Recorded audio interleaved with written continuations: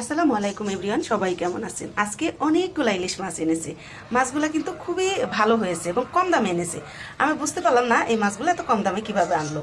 তো আপনারা জিজ্ঞাসা করতে পারেন, আপু কম দামে কেন মাছ আনলো? আসলে মাঝে মধ্যে বাজারে দেখা যায় যে মাছ আমদানি বেশি থাকলে সেদিন কিন্তু দাম একটু কম যায়। তো আপনার দুলাভাই বেশিরভাগ টাইমেই দেখা যায় ও অফিস থেকে আসার টাইমে একটু বাজার হয়ে ঘুরে আসে।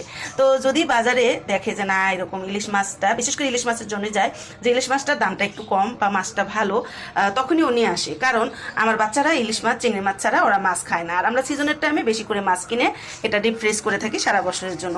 তো মাছগুলো অনেক বড় সেটা কিন্তু না, কিন্তু ভালো, এটাই হচ্ছে কথা। আর আমার বাচ্চারা যেহেতু মাছটা ভাজি খাবে, আমরা ভাজি খাওয়ার জন্য এই সাইজের মাছগুলো কিনে আস্তে আস্তে ভাজি করে দিই। ওরা অনেক মজা করে খায়।